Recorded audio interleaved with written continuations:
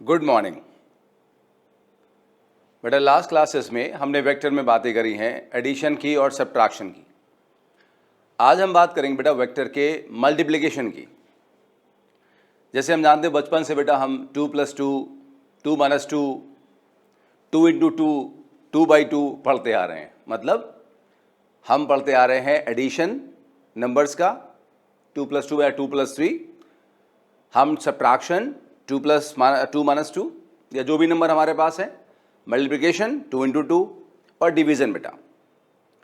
आप अगर ध्यान दें तो बेसिकली हम यही काम बेटा वेक्टर में भी कर रहे हैं।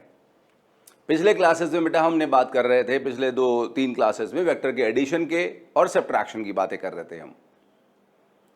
वो बेसिकली वेक्टर का एडिशन सब्ट्रैक्शन ही था। हमने ट्रायंगल रूल पढ़ा, हमने पैरेललोग्राम रूल पढ़ा, पॉलीगन रूल पढ़ा, रेजोल्यूशन पढ़ा बेटा। वो सब कुछ एडिशन और सब्ट्रैक्शन ही था वेक्टर का। आज हम बेटा वेक्टर के मल्टीप्लाई करने की बात करेंगे। तो 4 ऑपरेशन हो गए बेटा मैथ्स में। ऑपरेशन समझते हैं आप हैं? ऑपरेशन का मतलब वो डॉक्टर वाला नहीं भाई, मैथ्स वाला। प्लस करना, माइनस करना, मल्टीप्लाई करना, डिवाइड करना, ये कहते हैं मैथमेटिकल ऑपरेशन है बेटा। तो हम 2 मैथमेटिकल ऑपरेशन सीख चुके हैं। कौन कौन से बेटा? प्लस और माइनस। अब क्या सीखना बेटा हमको है? वेक्टर में हम 2 सीख चुके हैं, प्लस और माइनस सीख चुके हैं। अब क्या सीखना है? मल्टीप्लाई और डिवाइड। यहाँ एक बात बेटा बता दूं कि वेक्टर में जो डिवीजन है वो डिफाइंड नहीं है।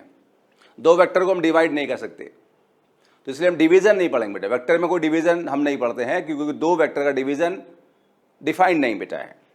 हाँ, हम आज बेटा पढ़ेंगे, पूरा क्लास जो है हमारा आज वो वेक्टर के मल्टीप्लिकेशन पे बेटा बेस्ड होगा। तो एडिशन सब्ट्रैक्शन बेटा पिछले 3 क्लास में पढ़ा और आज का बेटा एक ही क्लास लेंगे हम लोग। एक ही क्लास होगा वेक्टर के मल्टीप्लिकेशन का बेटा, और डिवीजन का कोई क्लास नहीं होगा। क्यों? क्योंकि डिवीजन डिफाइंड नहीं है बेटा। वेक्टर डिवीजन डिफाइंड नहीं है, वेक्टर मल्टीप्लिकेशन डिफाइंड है और एडिशन सब्ट्रैक्शन डिफाइंड है, जो हम पीछे पढ़ चुके हैं ना। मल्टीप्लिकेशन बेटा जो वेक्टर में बेटा है वो 4 तरीके से होता है। जैसे नंबर में एक ही होता है, 2 × 2 4 ही होगा। कभी 5 नहीं सुना होगा, 6 नहीं सुना होगा, वो 2 × 2 4 होगा। लेकिन वेक्टर में बेटा जो मल्टीप्लिकेशन है वो 4 तरीके से होता है बेटा। डॉट प्रोडक्ट, अभी हम पढ़ेंगे, एक बार सुन लीजिए बस। डॉट प्रोडक्ट, दूसरा क्रॉस प्रोडक्ट, तीसरा वेक्टर ट्रिपल प्रोडक्ट, और चौथा मैं शायद गलती कर गया, फिर से बोलता हूं। डॉट प्रोडक्ट बेटा, cross product, scalar triple product और वेक्टर ट्रिपल प्रोडक्ट बेटा।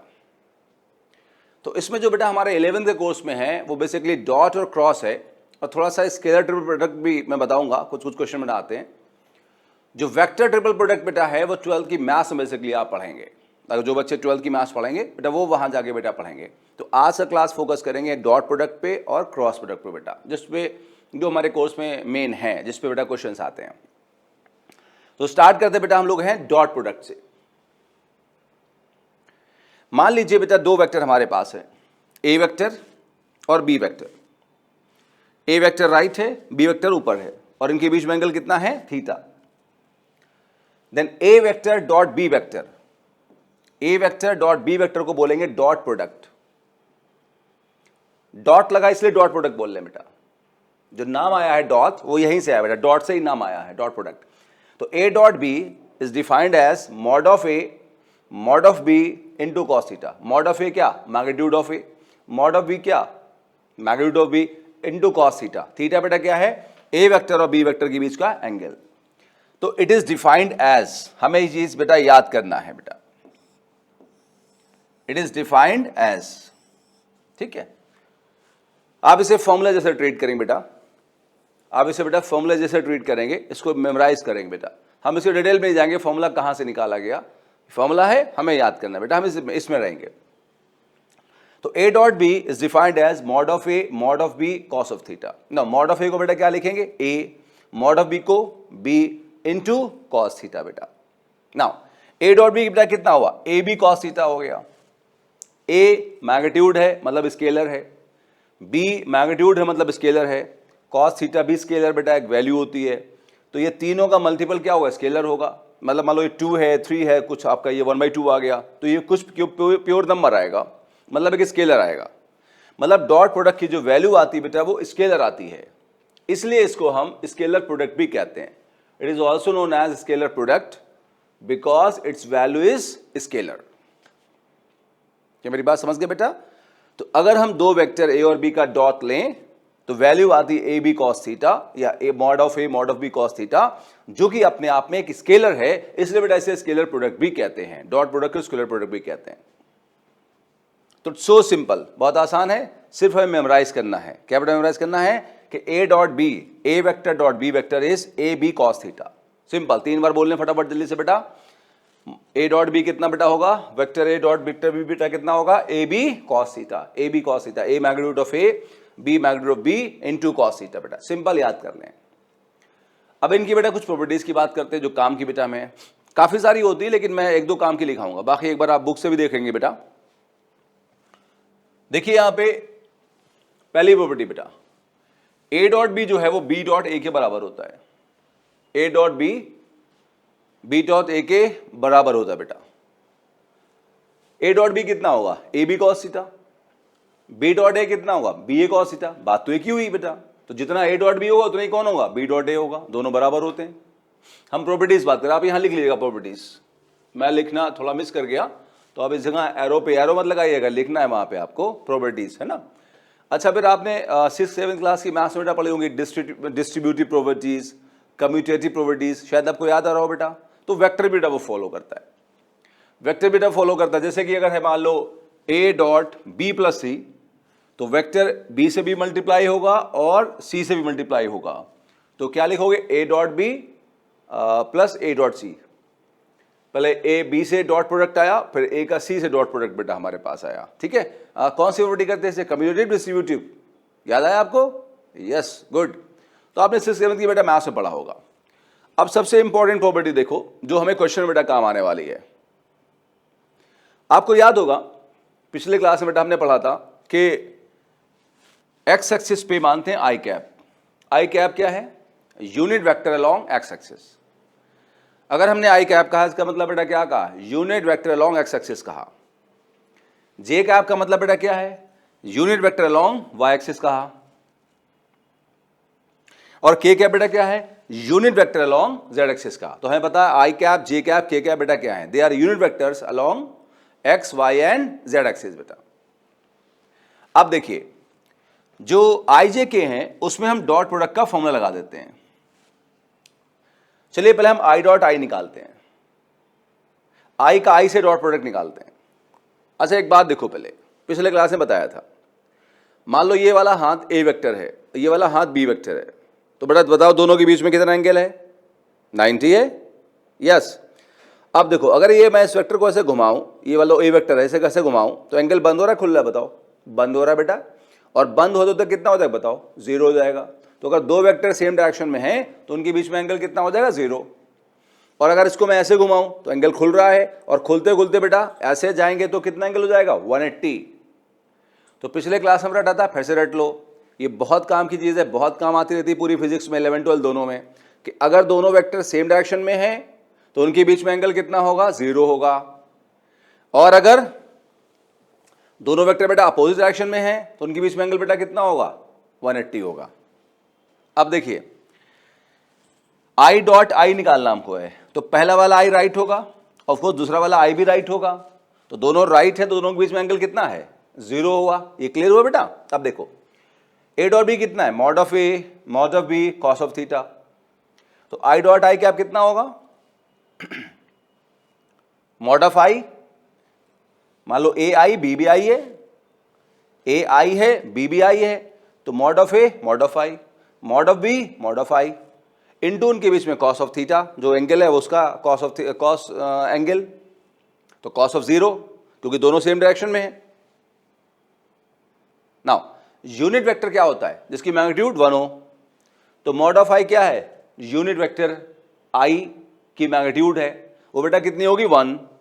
ये भी कितना होगा, 1। कॉस 0 भी कितना होगा, 1। तो 1 इंटू 1 बेटा कितना हो जाएगा, 1। तो आई डॉट आई बेटा कितना हुआ, 1। तो जिस तरह से आई डॉट आई 1 हुआ है ना बेटा, जिस तरह से आई डॉट आई 1 हुआ उसी तरह से जे डॉट जे भी कितना होगा, 1 होगा, के डॉट के भी कितना होगा, 1 होगा। जैसे ये निकाला उसी तरह से आप उसको भी निकाल लोगे। क्या मेरी बात समझ में बेटा? बहुत बढ़िया। अब आगे बढ़ते हैं। चलो अब हम आई डॉट जे निकालते हैं। मान लो ए बेटा हमारा आई कैप है, बी हमारा जे कैप है। चलो mod of A mod of I cap, mod of B mod of J cap into इनके बीच का एंगल का कॉस। ठीक है, अब देख सकते हैं आई और जे में बेटा कितना एंगल है 90, तो थीटा बेटा कितना होगा 90, तो कॉस 90।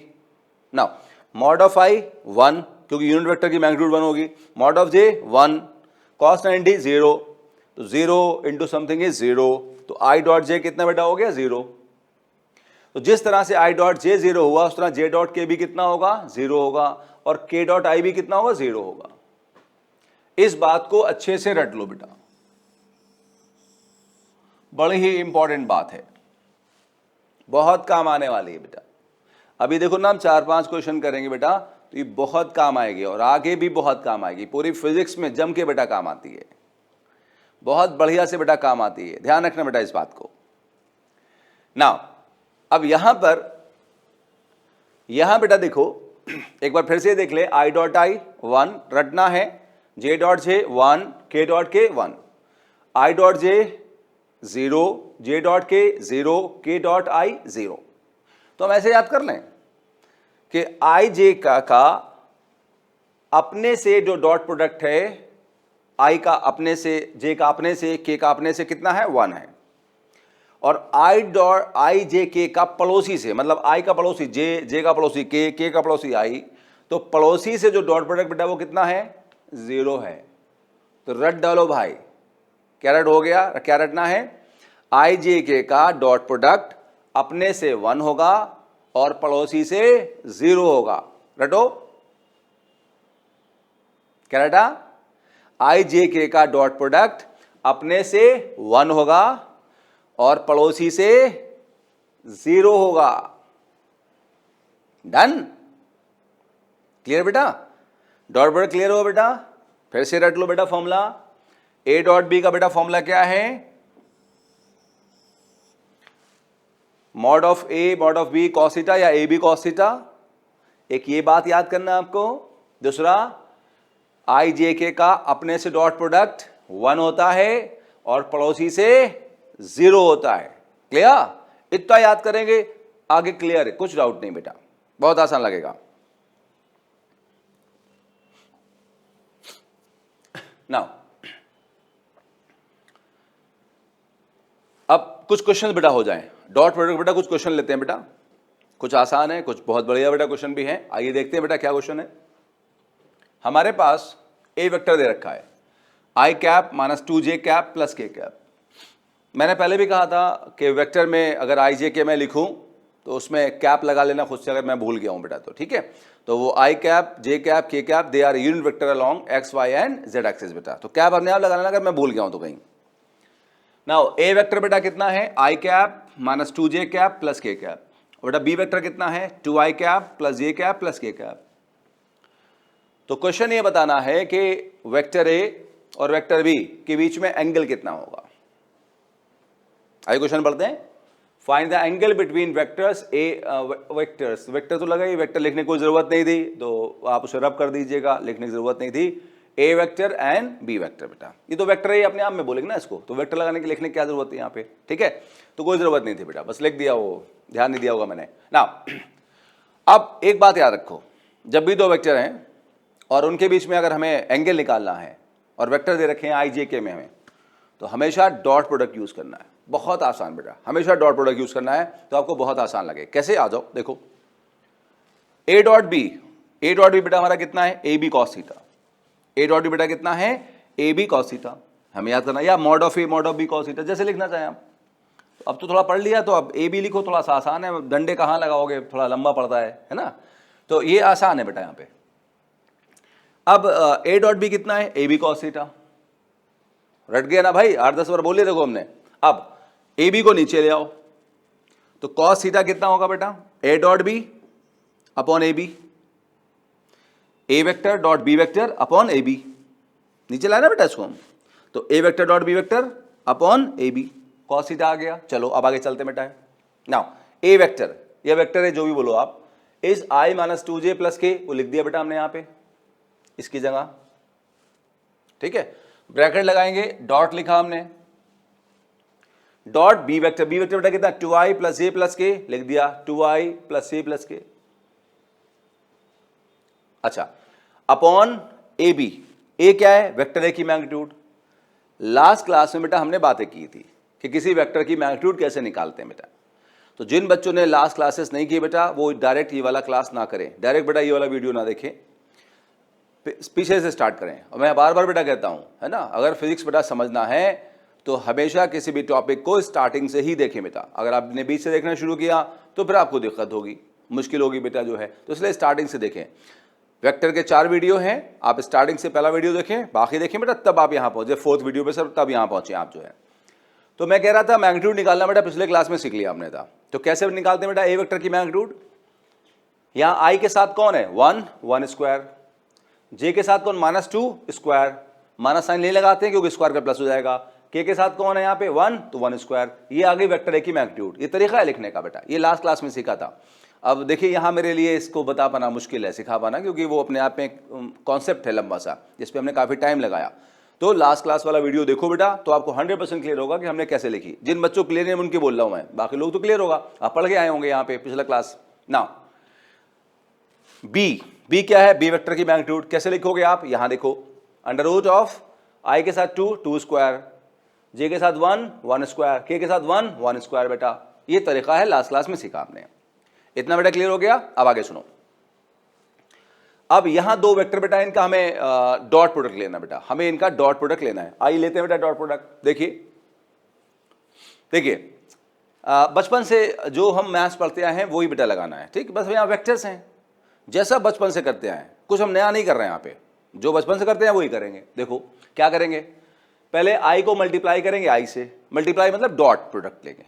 डॉट प्रोडक्ट मतलब मल्टीप्लाई करना, डॉट से मल्टीप्लाई करना, ठीक, डॉट के थ्रू मल्टीप्लाई करना।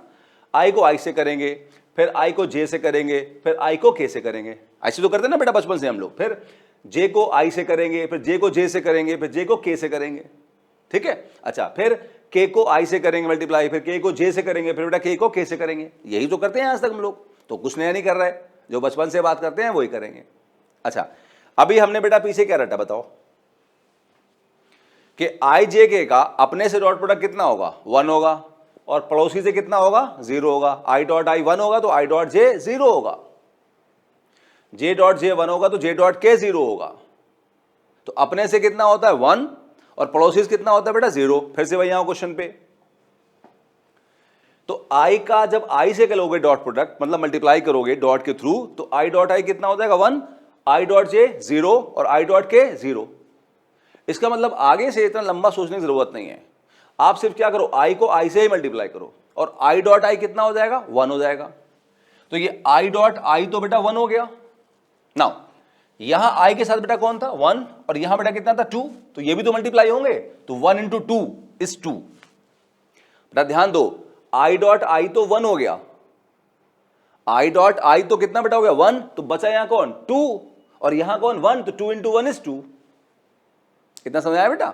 अब देखो, जब आई को फर्दर जे और के से करो तो 0 हो जाएगा, तो उसको हमने लिखा ही नहीं, क्या 0 लिखोगे? तो मेंटली करना है सर उस चीज को, डन। अच्छा, अब जे वाले को मल्टीप्लाई करोगे, जे डॉट आई कितना होगा? 0, और जे डॉट के भी कितना होगा? 0, तो लिखने की जरूरत नहीं है। सिर्फ जे को किससे मल्टीप्लाई करोगे? जे से, तो जे डॉट जे कितना? 1, जे डॉट बेटा कितना? 1। अच्छा, जे के साथ यहां कौन है? -2, जे के साथ यहां कौन है बेटा बोलो? 1 है, तो -2 इंटू 1 इज -2। बात समझ आए बेटा? अब इस के को सबसे मल्टीप्लाई करोगे, के डॉट आई लोगे पहले तो 1 0 हो जाएगा, के डॉट जे कितना होगा? 0, तो के डॉट के कितना होगा? 1। तो सिर्फ के को कैसे ही मल्टीप्लाई करो, के डॉट के 1 हो जाएगा। अच्छा, यहां के के साथ कौन है? 1, यहां बेटा के साथ कौन है? 1, तो 1 इंटू 1 कितना होगा? 1 होगा बेटा। अब यहां स्कीम सुनिए बेटा, देखो बहुत लंबा बताया आपने आपको, ठीक है, शॉर्ट में याद करना है बस आपको। अब शॉर्ट बात सुनिए, एक लाइन से बात सुनिए। यहां आई के साथ 1 है, इसे कहते हैं कोफिशिएंट। क्या बोलते हैं? कोफिशिएंट,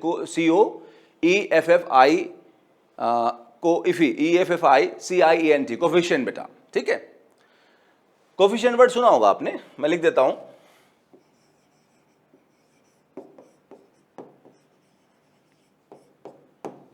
इसे बेटा कोफिशिएंट कहते हैं। तो यहां आई के साथ 1 है, जे के साथ -2 है, के के साथ 1 है, यहां आई के साथ 2 है, जे के साथ 1 है, के साथ 1 है, इसे कहते हैं कोफिशिएंट्स। तो आगे से क्या करना है, हमें पता है आई डॉट आई 1 होता है, बाकी सब 0 होता है, के डॉट के 1 होता है, बाकी सब 0 होता है, जे डॉट जे 1 होता है, बाकी सब 0 होता है। तो हम लोग क्या करते हैं बेटा, इतना लंबा से चौड़ा नहीं करते हैं, आसान काम करते हैं कि आई का यहां जो कोफिशिएंट है उस आई के इस कोफिशिएंट से मल्टीप्लाई कर दो, तो 1 × 2 कितना होगा 2, बस सिंपल। डॉट प्रोडक्ट जब भी होगा -2 × 1 इज -2, 1 × 1 इज 1 बेटा। आई बात समझ में? तो बिल्कुल आसान सी बात थी बेटा। अब आगे सुनो भाई, देखिए हमने मैग्नीट्यूड निकालना बेटा है, 1 स्क्वायर इज 1, 2 स्क्वायर इज 4 और ये 1 कितना 6 √6। ऐसे बेटा ये भी √6 हो जाएगा, ये 2 कैंसिल होगा, 1 बचेगा, √6 × 6 बेटा 6 बचेगा। नाउ cos थीटा 1/6 कब होता है पता बेटा हमको है? नहीं पता है। अगर ये हाफ होता तो पता होता cos 60 हाफ होता है, ये हमें पता है बेटा, या cos 45 1/√2 होता है। तो जब हमें ये वैल्यू पता ना हो तो क्या करते हैं, थीटा cos सोचो नीचे लाके मैं समझा चुका हूं, इसे लिखेंगे cos इनवर्स 1/6। ये पिछले क्लास में बेटा मैं कई बार समझा चुका हूं इस बात को। ये लिखने का तरीका जब हमें एंगल पता ना हो तो cos इनवर्स 1/6 लिखा जाए। कैसे? जो बच्चे नहीं पढ़े थे, cos सोचो नीचे आएगा, ऊपर आकर पावर कितना हो जाएगा -1, 1 वाली पावर -1 हो जाएगी।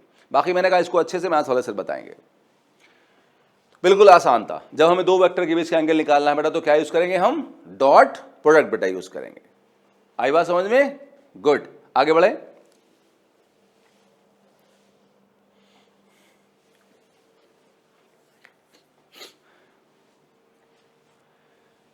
अगला बेटा क्वेश्चन ये है कि हमें कह रहा है कि ए वेक्टर है ci cap plus 2j cap minus k cap.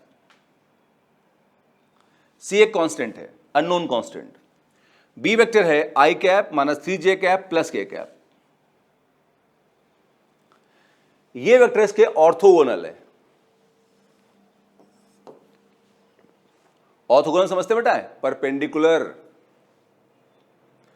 Normal भी कहते हैं, नॉर्मल कह लो, परपेंडिकुलर कह लो, ऑर्थोगोनल कह लो, सारी बातें एक है बेटा। तो कह रहा है ए वेक्टर बी के ऑर्थोगोनल है, तो इस सी की वैल्यू बताओ कितनी होगी। क्वेश्चन पढ़े, find the value of C if A vector is orthogonal to B vector.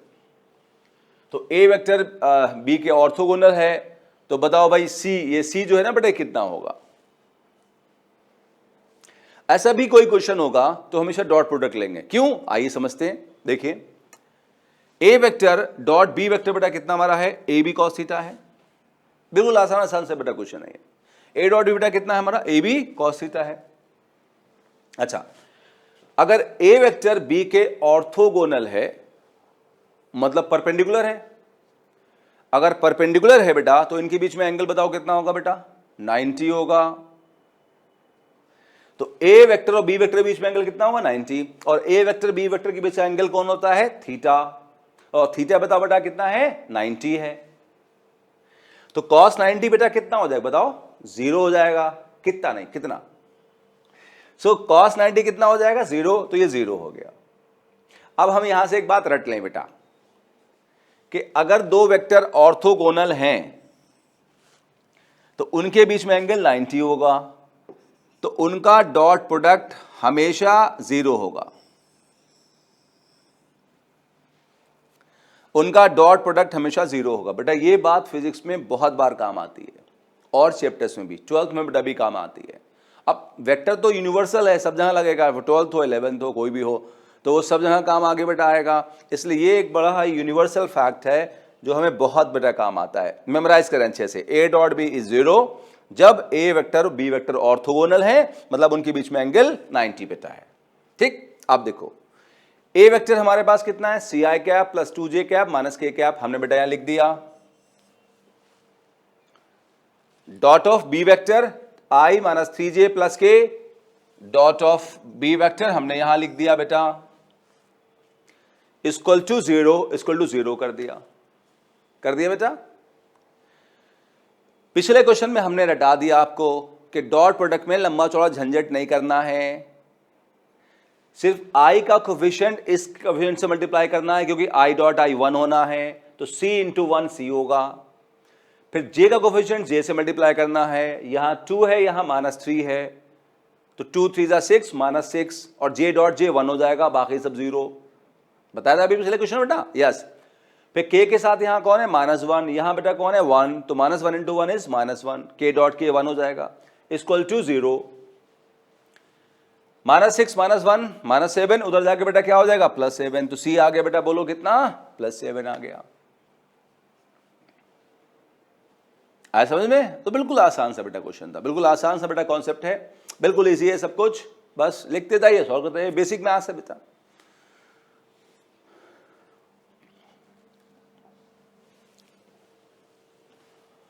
ना अगला क्वेश्चन बेटा बढ़िया है, मैथमेटिकल है, थोड़ी सी मैथ्स यूज होगी, आसान वाली, कोई टफ मैथ्स नहीं है।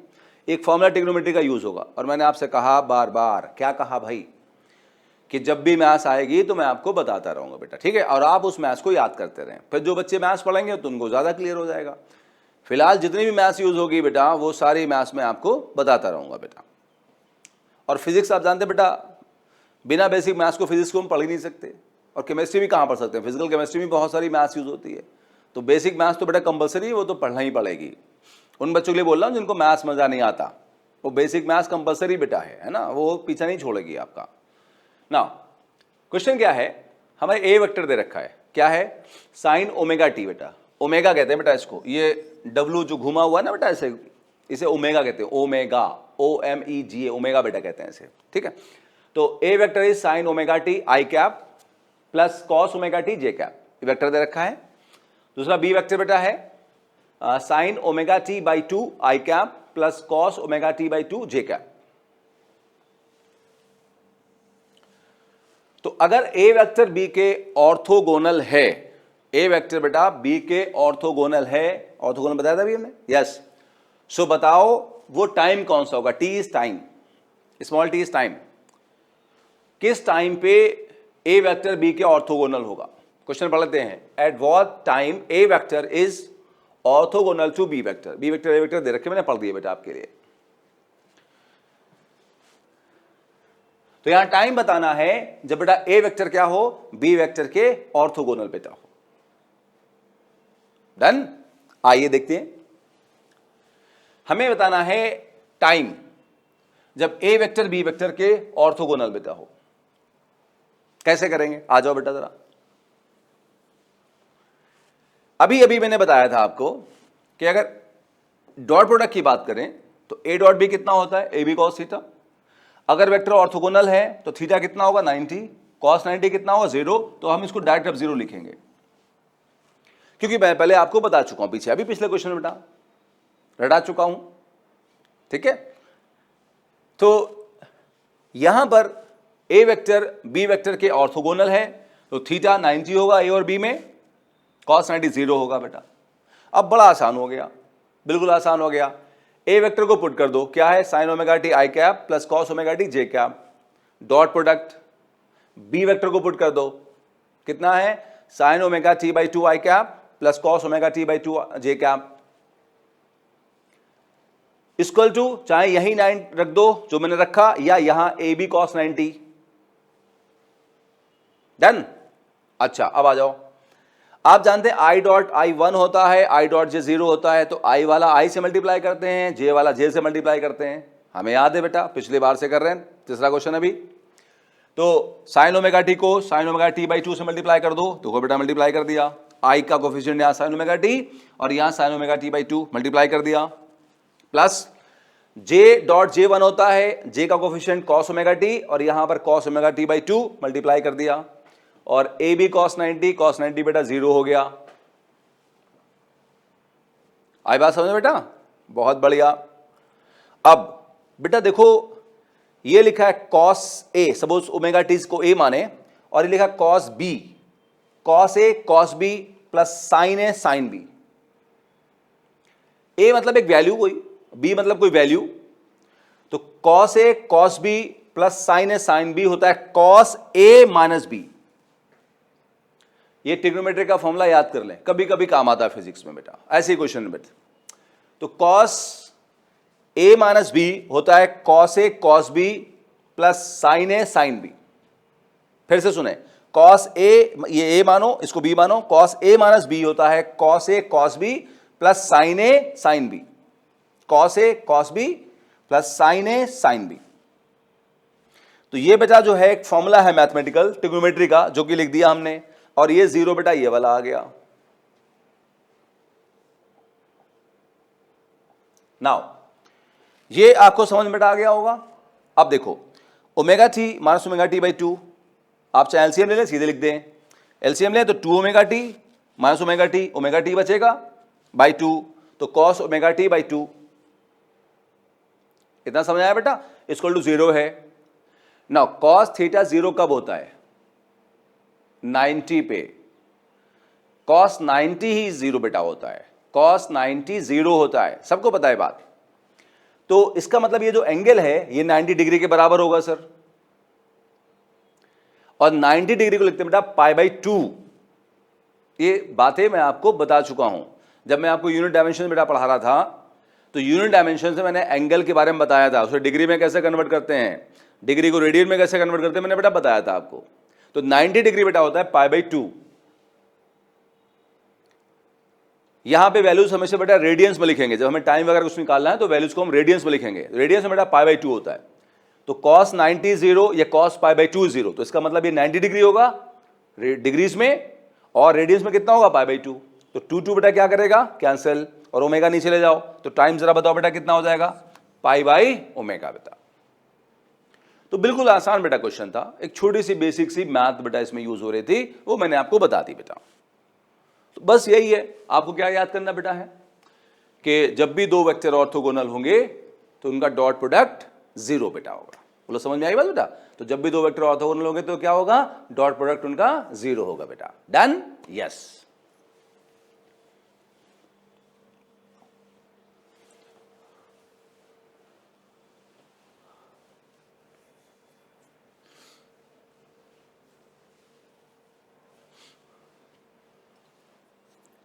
नाउ अगला क्वेश्चन बेटा बहुत सारे बेटा एग्जाम में रिपीट हुआ है, बढ़िया क्वेश्चन है, हमें थोड़ा सा पेशेंस रखना पड़ेगा बेटा समझने के लिए बेटा।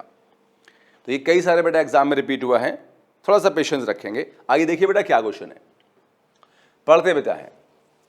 Find the component of vector a which is, दो पार्ट है, पहला part parallel to B vector, दूसरा पार्ट है perpendicular to B vector and is in same plane as b vector। a vector दे रखा है 2i प्लस 3j और b vector दे रखा है 4i प्लस 5j। क्वेश्चन फिर से एक बार हो जाए, फाइंड द कंपोनेंट, दो बार लिख दिया बेटा मैंने, रब कर देता हूं, ठीक है। Find the component of a vector which is, पहला पार्ट क्या है पैरेलल टू बी वेक्टर, और दूसरा पार्ट बेटा क्या है perpendicular to B vector and is in same plane as b. A दे रखा है 2i प्लस 3j और बी दे रखा बेटा है।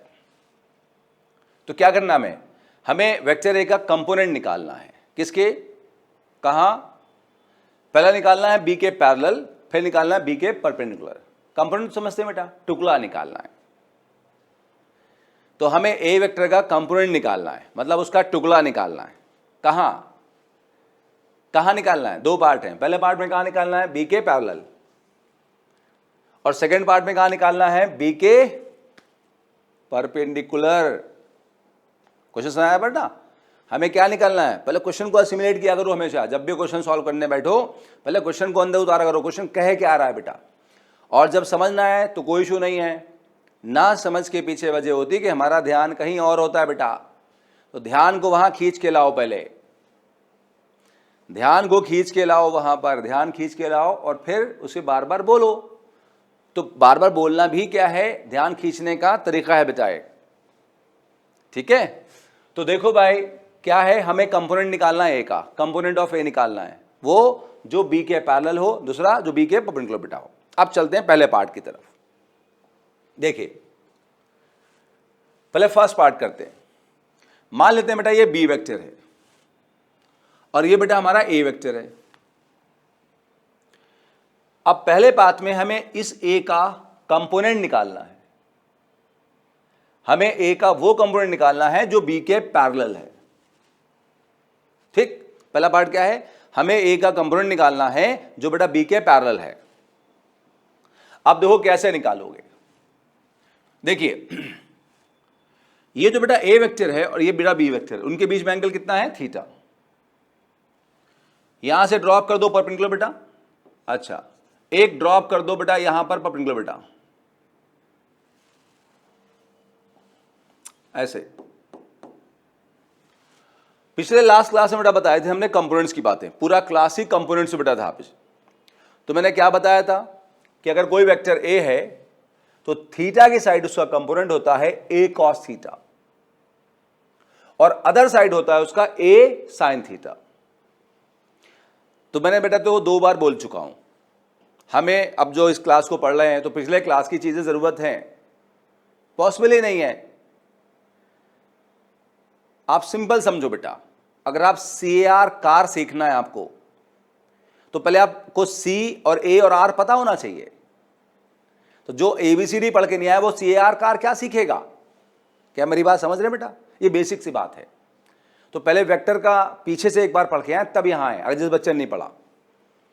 तो मैंने ही पिछले क्लास में बताया आपको कि अगर वेक्टर A है बेटा तो उसके 2 कंपोनेंट होंगे, थीटा की साइड वाला ए कॉस थीटा और अदर साइड वाला बेटा क्या, ए साइन थीटा। तो इस बी के ऊपर, बी के अलोंग, बी के साथ बेटा कौन है बताओ, ए कॉस थीटा है बेटा। क्या मेरी बात समझ गए बेटा? तो ए कॉस थीटा जो है वो ए का कंपोनेंट है, ए का टुकड़ा है बी के ऊपर, बी के अलोंग। क्या इतनी बात समझ गए बेटा? यस। चलिए अब हमें निकालना क्या था, हमें निकालना था ए का कंपोनेंट। बहुत सुकून से सुनना बेटा, बहुत ध्यान से, जल्दबाजी करेंगे कुछ समझ नहीं आएगा। हमें ए का कंपोनेंट निकालना था, हमें ए का टुकड़ा निकालना था जो बी के पैरेलल हो। तो हमने कहा चलो वो PAB है, PAB, P फॉर प्रोजेक्शन। पिछले क्लास की बात याद करें तो कंपोनेंट को हमने प्रोजेक्शन भी सर बोला था। तो हम कहेंगे PAB is projection of A along b, projection of A along B या component of A along b. चाहे आप प्रोजेक्शन बोले या कंपोनेंट बोले, दोनों का मतलब एक है। तो हमें कुछ ना कुछ तो लिखना ही बेटा है कि भाई कुछ नाम तो देने पड़ेगा ना। हमने क्या फाइंड करना था, पीछे देखिए, पीछे देखिए हमें क्या फाइंड करना था, component of A which is parallel to B. तो फाइंड करना था component of A parallel to B. तो हम ऐसे बोल सकते हैं projection of A parallel to B, ऐसे बोल सकते हैं इसको। तो उसको बेटा हमने क्या बेटा बोला, PAB। जो पूछ रहा है उसको हमने नाम दे दिया, हमने कहा वो PAB है। PAB है, फिर से सुनो, projection of A along B या you can say parallel to b. Along B या पैरेलल टू बी एक ही बात है। अगर ये बी वेक्टर है, अगर ये बी वेक्टर मेरा हाथ है तो ये वाला उसके पैरेलल है या यू कैन से अलोंग है। सो PAB क्या है, projection of A along B या component of A along b, एक ही बात हुई। इतना समझा बेटा? अच्छा, मैं बहुत स्टेप बाय स्टेप जा रहा हूं बेटा, बिल्कुल आसान से, सुकून से। देखो, कोई भी वेक्टर जब लिखते हैं उसे कैसे लिखते हैं, magnitude into direction, magnitude into direction. Magnitude को मॉड ऑफ से लिखते हैं, डायरेक्शन को लिखते हैं यूनिट वेक्टर से। पहले हमने इसको डिफाइन किया, इसको डिफाइन करने के बाद में हमने समझा क्या निकाल रहे हैं हम, projection of A along B निकाल रहे हैं या component of A along B निकाल रहे हैं। अब उसको वेक्टर फॉर्म में लिखा, मतलब हमने मैग्नीट्यूड इनटू डायरेक्शन के फॉर्म में लिखा, मैग्नीट्यूड इनटू डायरेक्शन। नाउ ये जो PAB वेक्टर है ये है क्या, कंपोनेंट ऑफ ए है अलोंग बी। तो ए का कंपोनेंट बी के अलोंग कितना है, ए कॉस थीटा, तो ए कॉस थीटा लिख दिया। इतना समझ आया बेटा? अच्छा, ए कॉस थीटा बेटा लिख दिया हमने। और आगे सुनना बेटा ध्यान से, आगे सुनना बेटा यहां पे ध्यान से। PAB कंपोनेंट ऑफ ए है जो बी के अलोंग है, बी के अलोंग मतलब डायरेक्शन बी के जैसा है। तो PAB का डायरेक्शन किसके जैसा है, बी के जैसा है। और डायरेक्शन को यूनिट वेक्टर ही बोलते हैं। इसका मतलब पीएबी का डायरेक्शन अगर बी के जैसा है तो पीएबी का यूनिट वेक्टर बी के जैसा होगा। पीएबी का डायरेक्शन राइट है, मतलब पीएबी कैप राइट है, और राइट में बी वेक्टर भी है, तो जो बी वेक्टर का डायरेक्शन है वही पीएबी वेक्टर का डायरेक्शन है। तो पीएबी वेक्टर का डायरेक्शन बी के जैसा है, तो डायरेक्शन मतलब यूनिट वेक्टर बी के जैसा होगा, तो उसको बी कैप से रिप्लेस कर दिया। अगर आपको इस तरीके से समझने में दिक्कत हो रही है तो कोई इशू नहीं, आप समझो। पीएबी क्या है? कंपोनेंट है ए का, जो किसके अलोंग है? बी के अलोंग है। तो पीएबी वेक्टर कैसे लिखोगे? मैग्नीट्यूड पीएबी का कंपोनेंट जो बी के ऊपर है इनटू डायरेक्शन जो बी के साथ होगा। बी का डायरेक्शन क्या बेटा होगा? बोलो, बी कैप होगा। फिर से देखिए, हमसे क्या पूछा था? Component of A on B.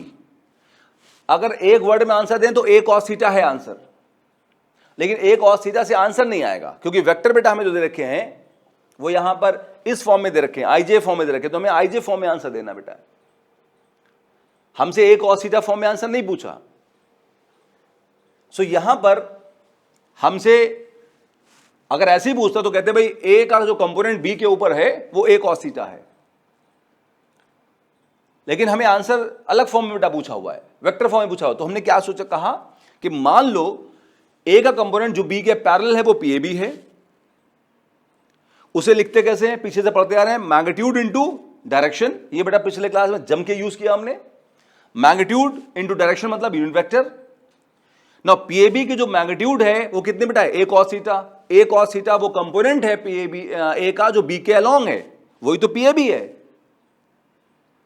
और डायरेक्शन कहां बेटा है? बी के पैरेलल, बी के अलोंग है, तो डायरेक्शन इसका बी के जैसा होगा। बी के जैसा होगा मतलब इसका यूनिट वेक्टर बी के जैसा होगा, मतलब बी कैप होगा।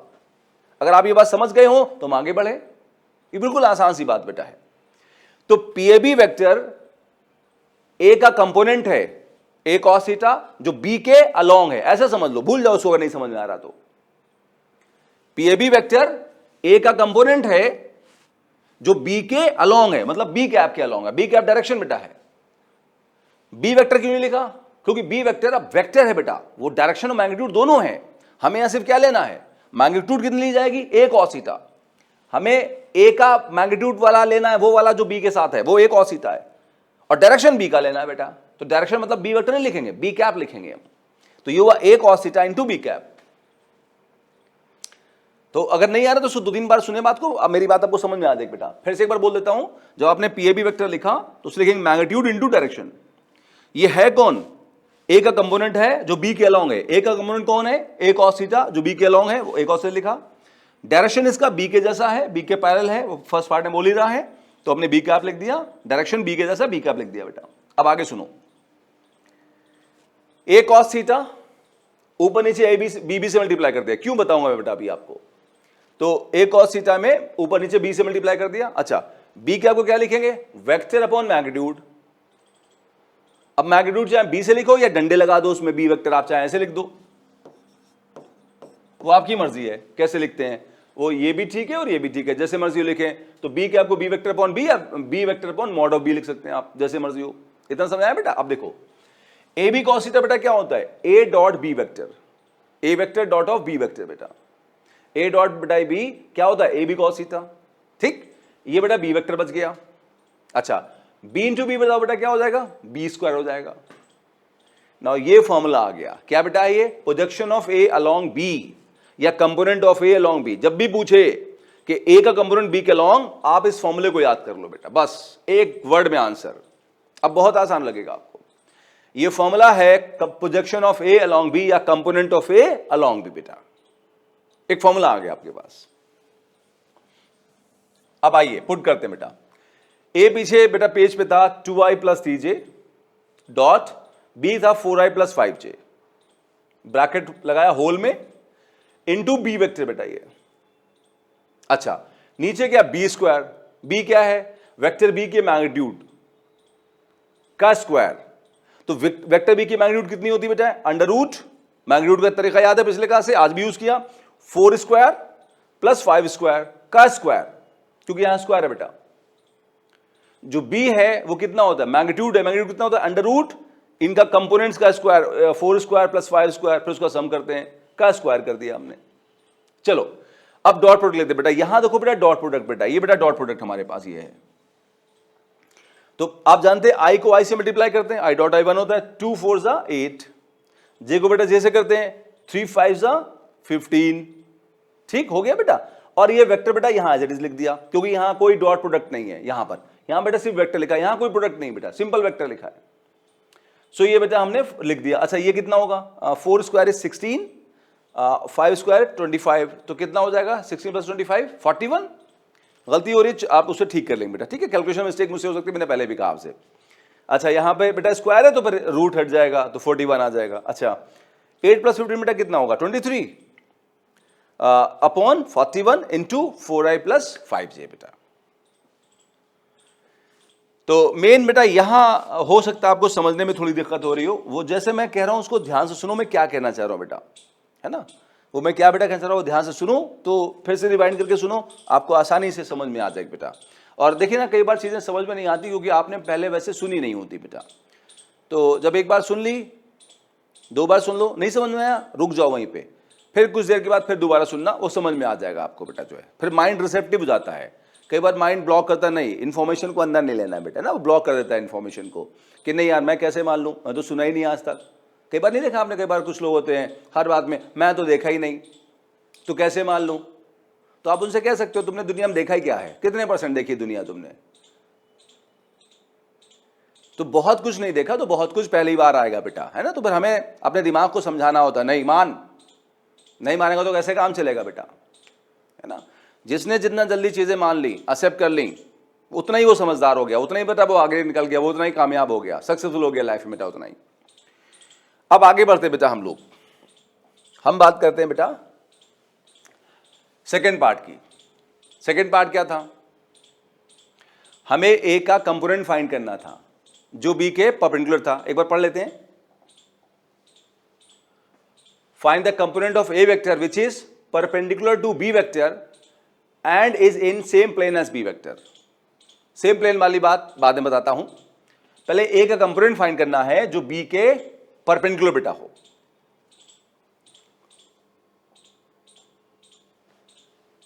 अब देखो ए का ये कंपोनेंट कितना था बेटा, ए कॉस थीटा, अगर एंगल थीटा है तो, और ये कंपोनेंट बेटा कितना था, याद है बेटा, ए साइन थीटा, मैंने आपको बताया था। तो ए का वो कंपोनेंट जो बी के पैरेलल है वो कितना है, ए कॉस थीटा, और जो बी के परपेंडिकुलर बेटा है वो कितना बेटा बोलो है, ए साइन थीटा।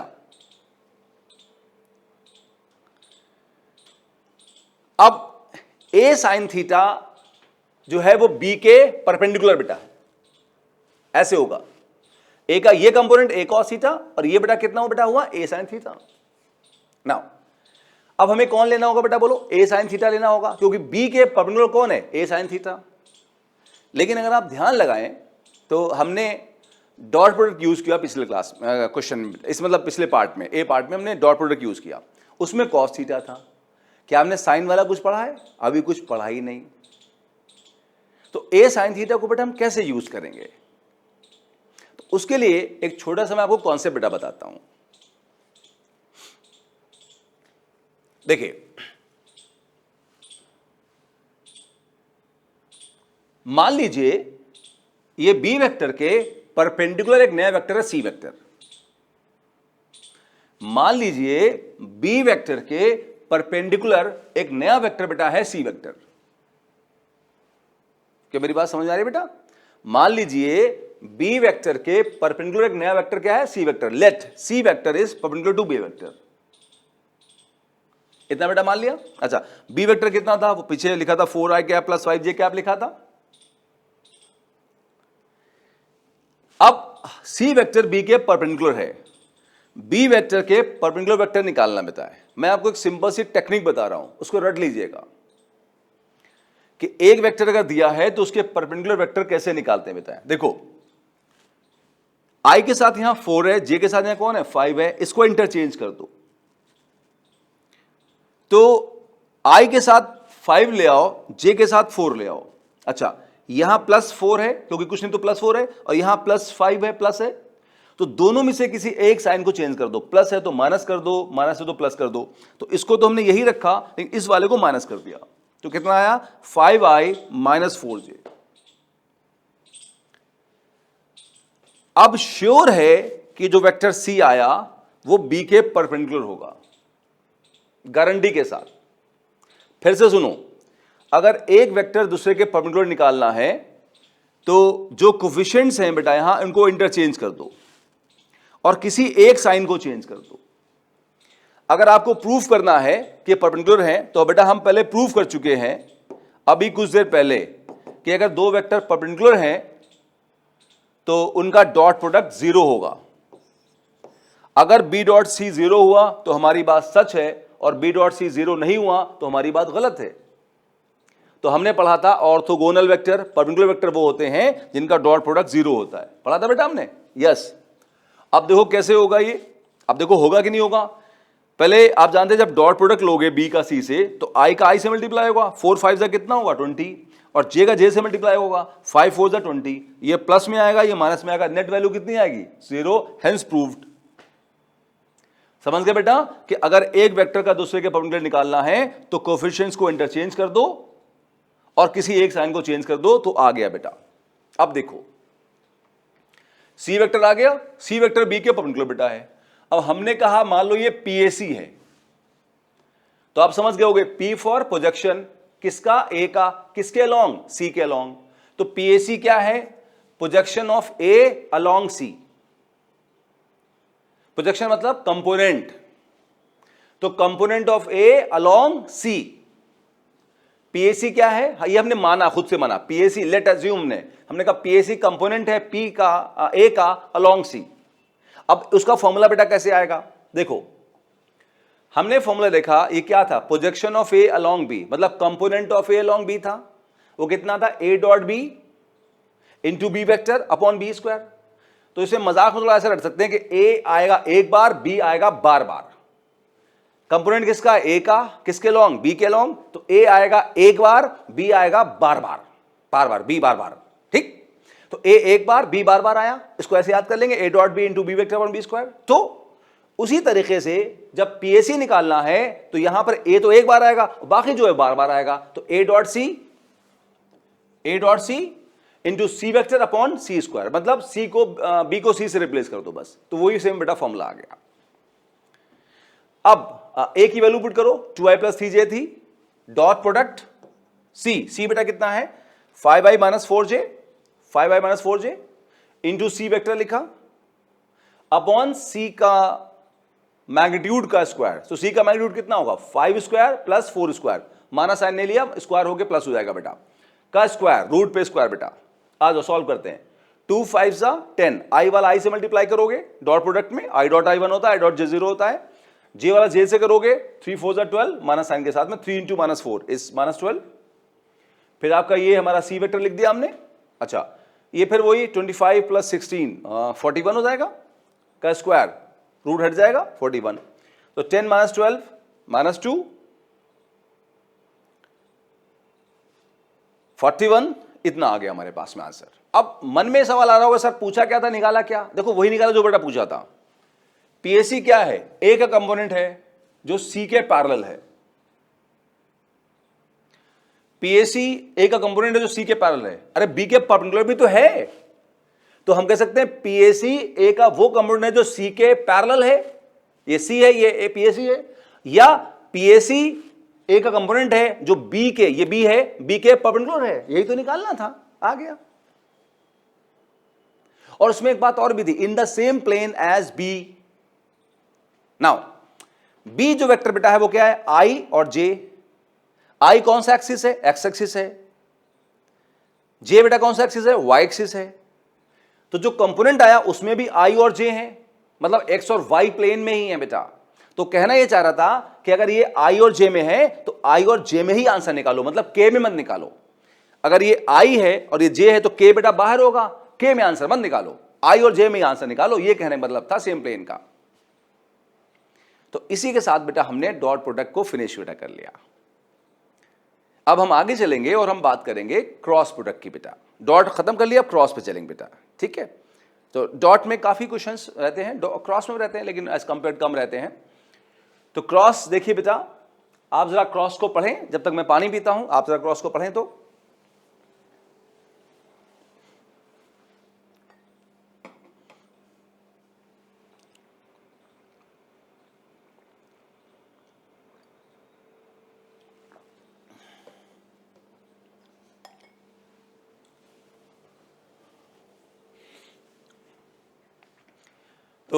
बेटा मान लेते हैं हमारे पास में दो वेक्टर हैं, ए वेक्टर और बेटा बी वेक्टर, उनके बीच में एंगल थीटा है। तो cross product is defined as A cross B. आप जानते हैं इसे क्रॉस कहते हैं बेटा, हम जानते हैं बेटा इसे क्रॉस कहते हैं, है ना, एक्स भी कहते हैं ऑफ कोर्स, क्रॉस भी कहते हैं। तो क्रॉस प्रोडक्ट बेटा इसलिए कहते हैं क्योंकि यहां क्रॉस लगा है। तो A cross B is defined as mod of A vector mod of B vector sine theta into N cap, into N cap. N cap एक यूनिट वेक्टर है, एन कैप एक यूनिट वेक्टर है। इसकी बातें बेटा करेंगे अभी क्या होता है, अच्छे से बातें करेंगे। नाउ यहां देखो बेटा, A cross B is defined as mod of A mod of B sine theta into N cap, या mod of A is A mod of B is B. तो क्या बेटा हो गया, A B sine theta into N cap.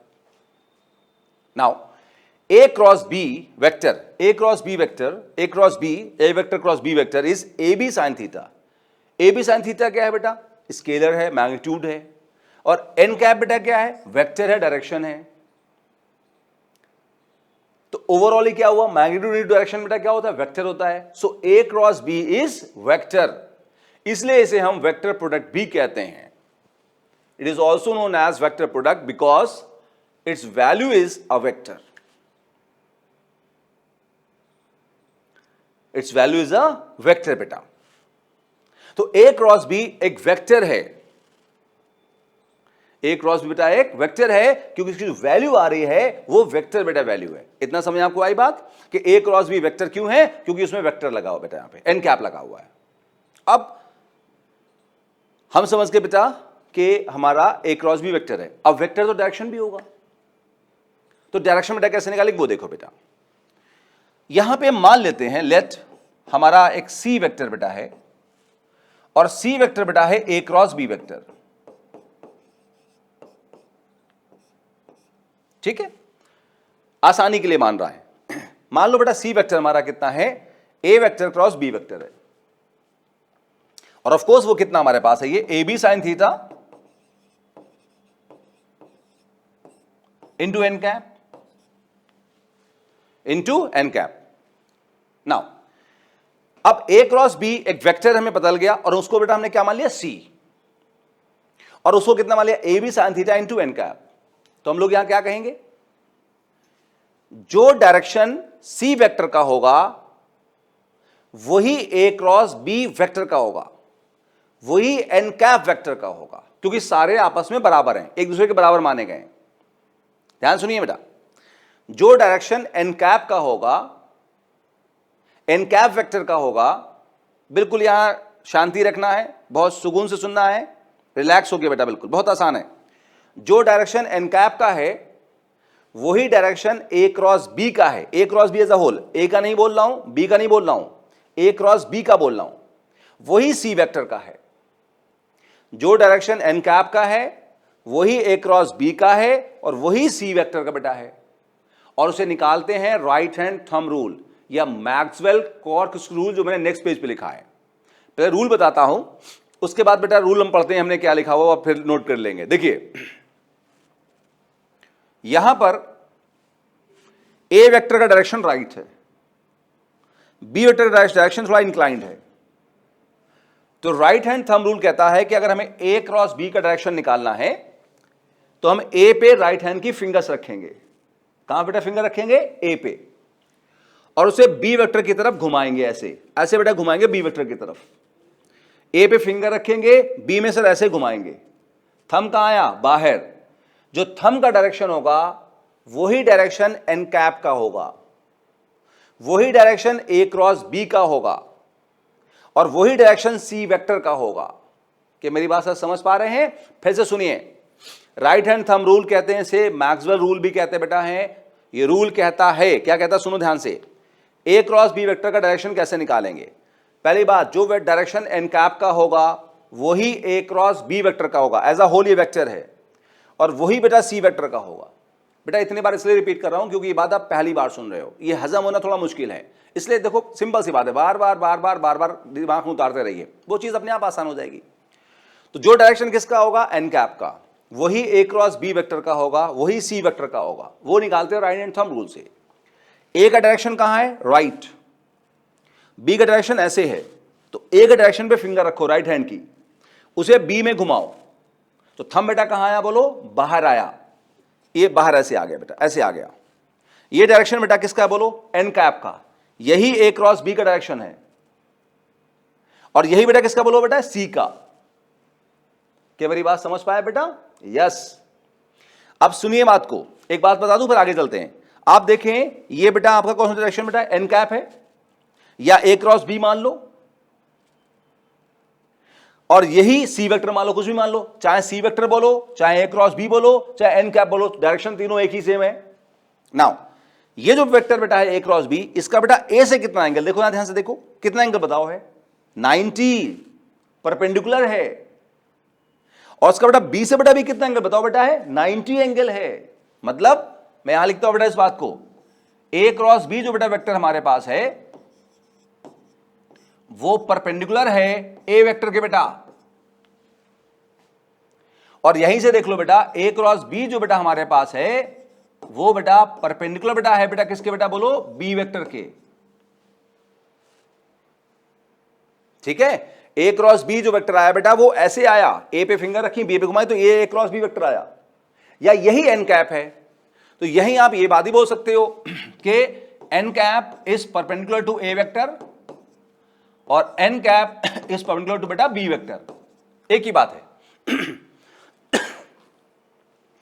जो direction ए cross B का है बेटा वो एन कैप के साथ है, क्योंकि एन कैप जो है इसका यूनिट वेक्टर है, तो एक ही बात कह दो, ए क्रॉस बी की जगह डायरेक्शन के पॉइंट ऑफ व्यू से आप एन कैप लिखेंगे, तो ए क्रॉस बी ए के परपेंडिकुलर है, ए क्रॉस बी बी के भी परपेंडिकुलर बेटा है, या एन कैप ए के परपेंडिकुलर है और एन कैप बी के परपेंडिकुलर है बेटा।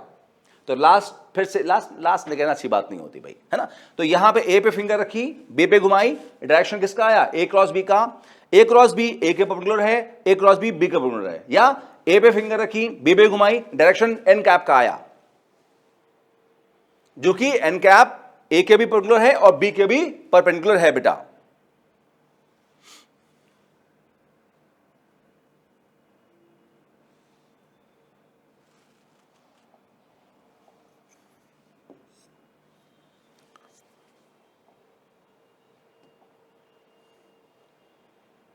बेसिक आइडिया समझ गए? चलो अब राइट हैंड थंब रूल बेटा देखते हैं हम लोग।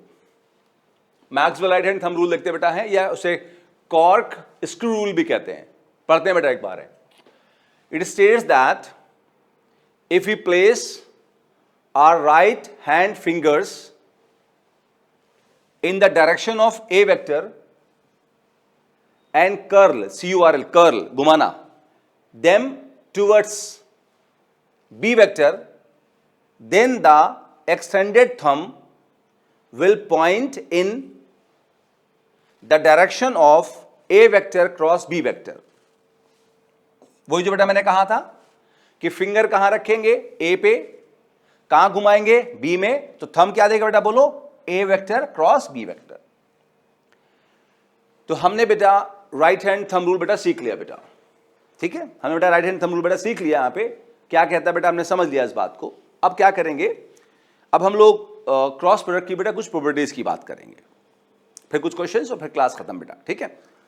तो यहां पर पहली प्रॉपर्टी बेटा क्या है कि ए क्रॉस बी जो है that represents area of parallelogram whose sides are A vector and B vector. जैसे अगर ये हमारा एक पैरेललोग्राम बना इस तरह का बेटा, ये ए वेक्टर बेटा है, ये बी वेक्टर मान लो है, एक पैरेललोग्राम बना जिसकी sides A vector B vector हैं, तो उसका एरिया कितना बेटा होगा, A vector cross B vector बेटा। एरिया इज अ वेक्टर, आप जानते हैं इस बात को बेटा है, area is a vector quantity. तो एक पैरेललोग्राम जिसकी साइड्स ए वेक्टर और बी वेक्टर हैं, तो उसका एरिया कितना होगा, A vector cross of B vector बेटा होगा। और आप जानते हैं एक पैरेललोग्राम में दो ट्राइंगल बनते हैं बेटा हैं, तो अगर ट्राइंगल होगा तो एरिया कितना होगा बेटा, जरा बताओ तो कितना बेटा होगा बोलो, इसका हाफ हो जाएगा, ट्राइंगल का एरिया इसका हाफ हो जाएगा। अगर एक ट्राइंगल की साइड ए वेक्टर बी वेक्टर है तो उसका जो एरिया है होगा हाफ ए वेक्टर क्रॉस बी वेक्टर बेटा। ये वाली बात समझ गए बेटा, यस। अब अगली प्रॉपर्टीज पे चलते बेटा हम लोग हैं, अगली बातों पे चलते बेटा है। A vector cross B vector होता है बेटा माइनस बी क्रॉस ए। कैसे, आओ देखो बेटा,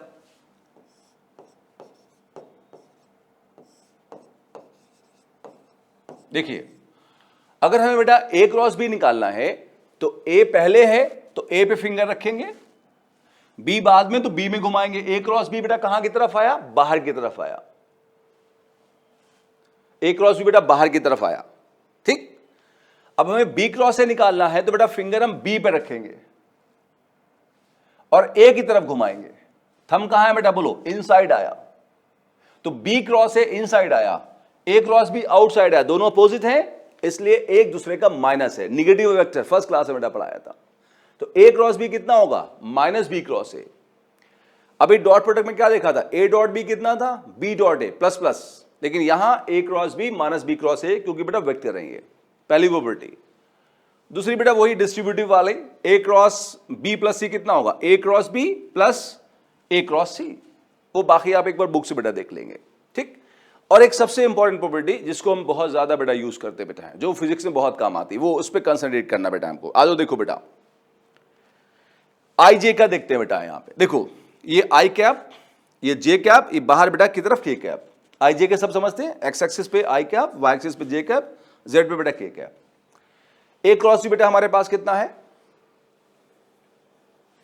A cross B is mod of A mod of B sine theta into N cap, ये बेटा हमें पता है, ठीक है। अब आइए इसको अप्लाई करते हैं आई जे के लिए बेटा। पहले सपोज हम आई क्रॉस आई निकालते हैं, ए को आई कैप माना, बी को भी आई कैप माना, डन बेटा। चलो आई कैप राइट है, दूसरा आई कैप भी राइट होगा। मैंने आपको बताया बेटा कि अगर दो वेक्टर हैं उनके बीच में एंगल 90 है, अगर इनको ऐसे घुमाएंगे तो एंगल बंद हो रहा है, और बंद होते तो बेटा कितना हो जाएगा, जीरो। तो दो वेक्टर अगर सेम डायरेक्शन में हैं तो उनके बीच में एंगल बेटा कितना हो जाएगा, जीरो हो जाएगा। सो अगर पहला आई कैप राइट है, दूसरा आई कैप भी राइट होगा, आ जाओ उनके बीच में एंगल जीरो हो जाएगा। A vector I cap, B vector I cap, mod of A mod of I cap, mod of B mod of I cap, और दोनों आई कैप राइट डायरेक्शन में है तो दोनों में एंगल जीरो है, तो sine theta is sine zero into N cap. Now sine zero बेटा कितना होता है, जीरो होता है, तो कुछ भी होगा तो जीरो से मल्टीप्लाई होगा बेटा कितना हो जाएगा, जीरो। तो आई क्रॉस आई बेटा कितना हो जाएगा, जीरो। तो जिस तरह से आई क्रॉस आई जीरो है, उस तरह से जे क्रॉस जे भी जीरो होगा, उसी तरह से के क्रॉस के भी जीरो होगा बेटा, ये खुद से निकाल लेंगे आप,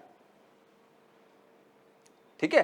तो आई क्रॉस आई इसलिए जीरो हुआ क्योंकि साइन थीटा है, और दोनों के बीच में एंगल जीरो हो जाएगा, साइन जीरो जीरो इसलिए वो जीरो हो जाएंगे, तो सारे भी जीरो हो जाएंगे, जे क्रॉस जे भी जीरो होगा और के क्रॉस बेटा के भी जीरो हो जाएगा। क्लियर। और सेकंड पार्ट सुनो, ये बहुत बड़ा इंपॉर्टेंट पार्ट बेटा है, ये बहुत काम आता है बेटा हमें इसमें फिजिक्स में।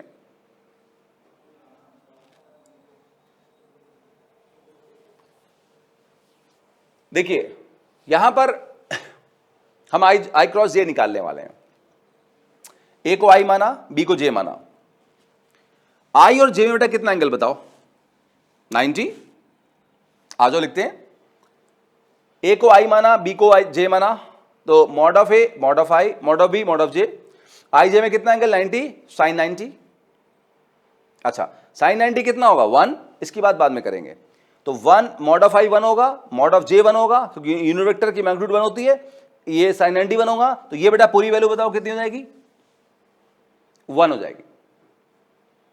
अच्छा एन कैप को देखो बेटा, आपको याद होगा अभी बहुत डिस्कशन किया था, फिर से एक बार कर लेते हैं। ए क्रॉस बी का डायरेक्शन कैसे निकालते हैं, राइट हैंड थंब रूल से। फिंगर कहां पे रखते हैं, ए पे, घुमाते कहां है, बी में। और जो डायरेक्शन ए क्रॉस बी का होता है बेटा वही किसका होता है, एन कैप का।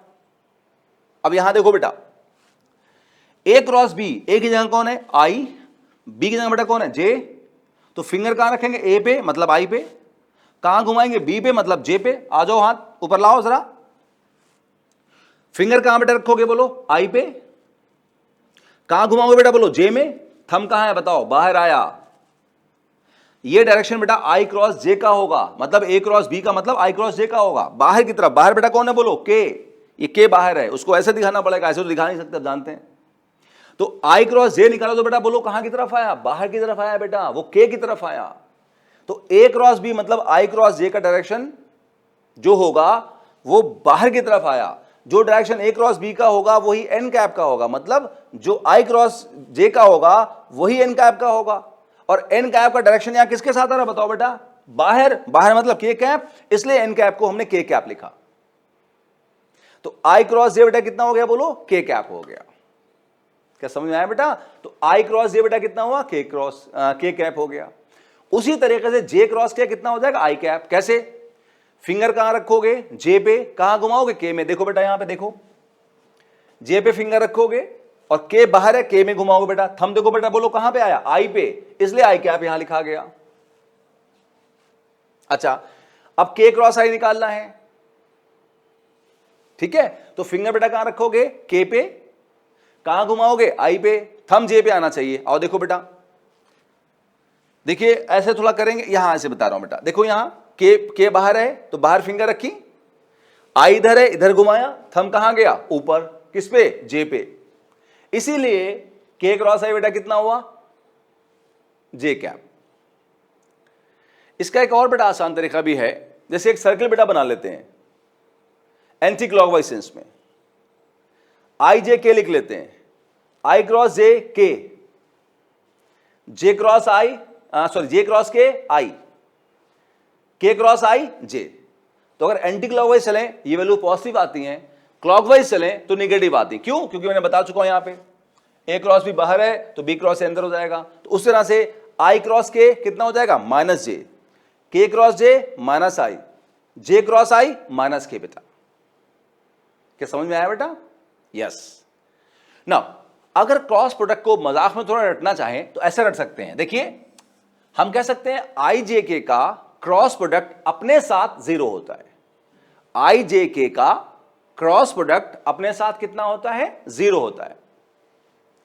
और पड़ोसी के साथ अगला पड़ोसी होता है। आई जे का अगला पड़ोसी कौन है, के है, तो अपने पड़ोसी के साथ में अगला पड़ोसी होता है। जे के अगला पड़ोसी कौन है, आई। फिर से एक बार रटें मजाक में थोड़ा सा, कि आई जे के का क्रॉस प्रोडक्ट अपने साथ कितना होता है, जीरो, और पड़ोसी के साथ अगला पड़ोसी। रट लिया, यस। तो बहुत आसान है बेटा ये। इसी के साथ बेटा हमने काफी हद तक क्रॉस प्रोडक्ट की बातें कर ली बेटा, ठीक है। अब आगे बढ़ते हैं थोड़ा सा। वैसे ट्रिपल डॉट प्रोडक्ट हमारे कोर्स में है नहीं बेटा, है ना, ट्रिपल डॉट प्रोडक्ट बेटा हमारे कोर्स में है नहीं, ट्रिपल क्रॉस प्रोडक्ट भी हमारे कोर्स में नहीं है। लेकिन ट्रिपल डॉट प्रोडक्ट में एक आध क्वेश्चन कहीं कहीं मिल जाता है, कभी कभी आया हुआ बेटा है, तो मैं थोड़ा बता देता हूँ।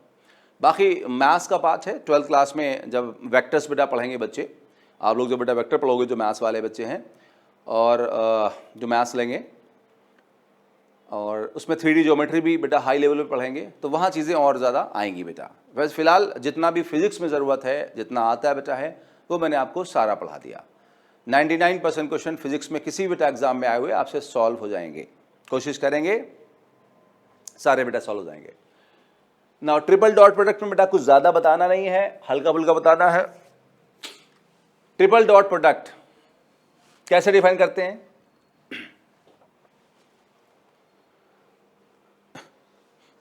मान लेते हैं हमारा वेक्टर है ए बी और सी बेटा, ए बी सी बेटा तीन वेक्टर हमारे पास हैं, ए बी सी तीन वेक्टर हैं, उनका triple product is defined as A vector dot B cross C vector. Triple product, triple dot product, triple scalar product भी कहते हैं इसको हम लोग।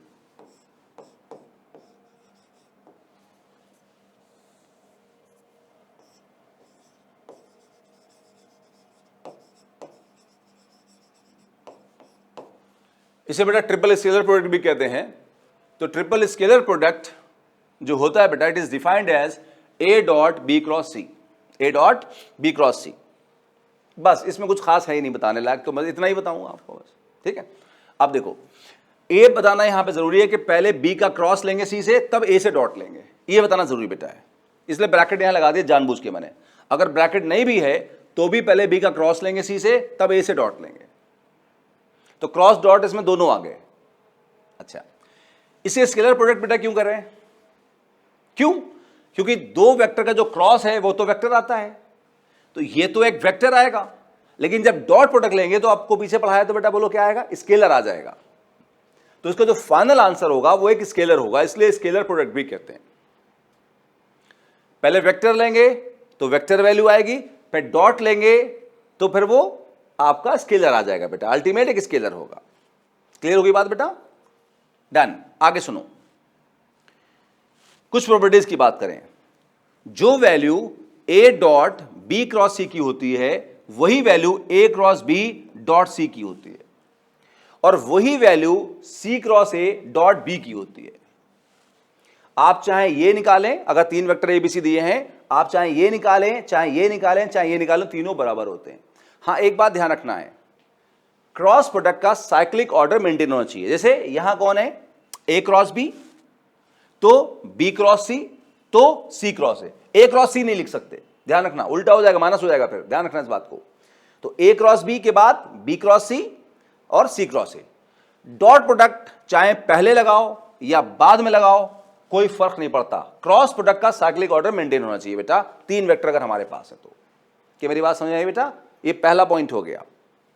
दूसरा point, A dot B cross C जो है वो रिप्रेजेंट करता है, मैंने गड़बड़ कर दी बेटा, मुझे यहां रब करना पड़ेगा, वॉल्यूम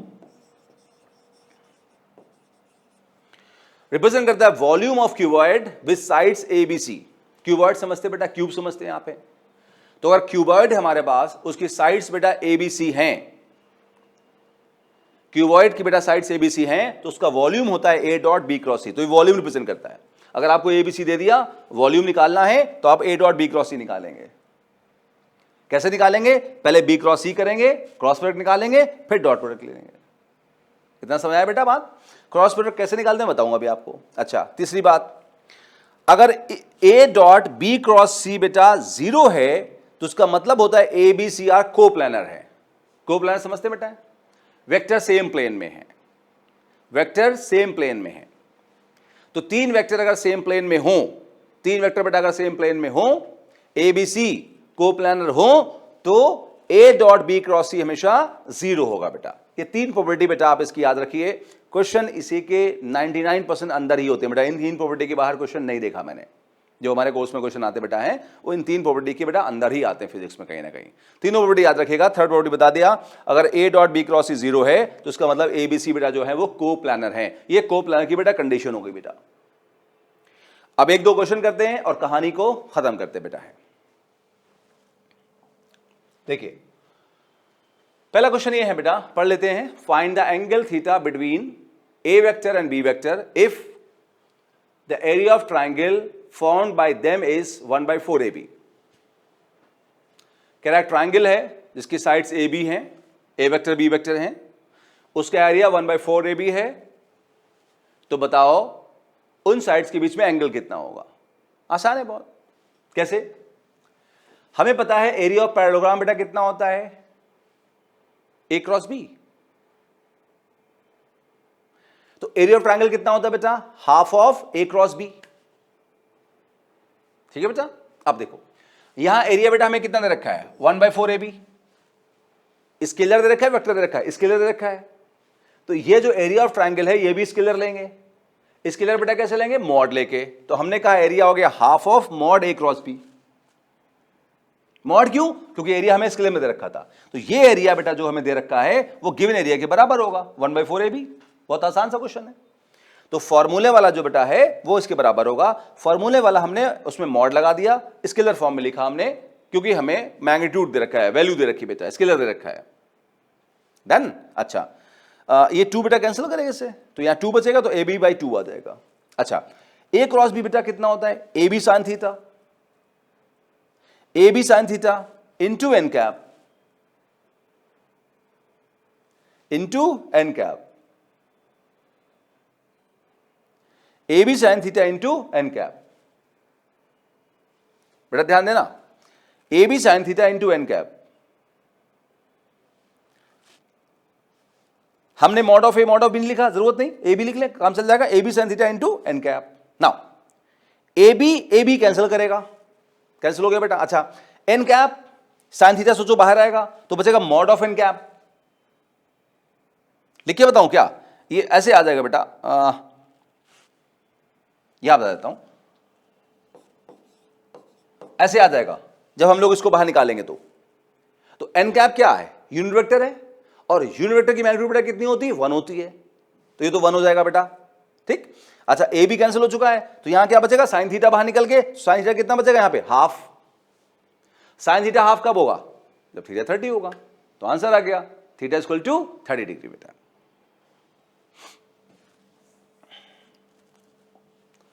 आसान सा क्वेश्चन था बेटा। अगला क्वेश्चन भी बेटा 2 आसान है, इजी इजी बेटा, डायरेक्ट फॉर्मूला बेस्ड बेटा क्वेश्चन है। आओ देखो, देखिए, find the unit vector which is perpendicular to both A vector 2i cap minus j cap plus 3k cap and b vector i cap plus 4j cap plus 5k cap. हमें एक ऐसा unit vector बताना है जो A vector और B vector दोनों के perpendicular हो। हमें एक ऐसा यूनिट वेक्टर बताना है जो ए वेक्टर और बी वेक्टर दोनों के परपेंडिकुलर हो बेटा। क्वेश्चन समझ आया बेटा? यस। अब देखो कैसे करेंगे हम। पहले एक काम करते हैं, हम एक वेक्टर निकालते हैं बेटा, और मान लो बेटा वो वेक्टर हमारा सी वेक्टर बेटा है, और सी वेक्टर मान लो वो हमारा ए क्रॉस बी है।